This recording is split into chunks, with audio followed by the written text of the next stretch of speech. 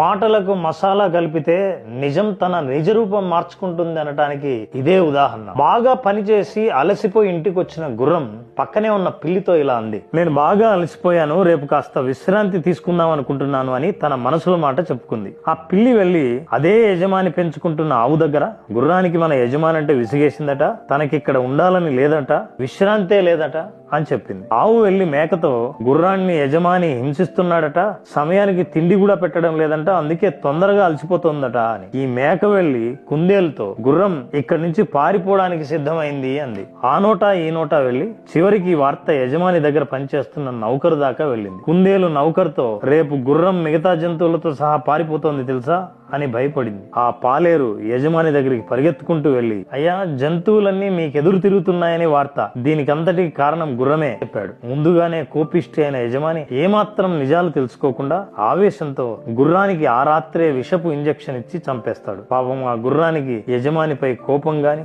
అసంతృప్తి గాని లేదు, కేవలం తన అలసట గురించి ఒక్క తప్పుడు వ్యక్తికి చేరవేసిందంతే. అదే చిలికి చిలికి గాలివానై చివరికి తన ప్రాణాలు పోగొట్టుకునేదాకా తెచ్చుకుంది. అందుకే మీ జీవితంలో ఉన్న మనసులో మాట, మీ ఆర్థిక స్థితి, మీ ఆలోచనలను, అభిప్రాయాలని, లక్ష్యాలని ఎవరికి పడితే వాళ్ళకి చెప్పకండి. మీ బాధల్ని చూసి మీ ముందు జాలి వెలకపోసినా మీ వెనకాల వ్యతిరేక ప్రచారం చేయొచ్చు. అందరూ అలా ఉండకపోవచ్చు, కానీ మీ జీవితాన్ని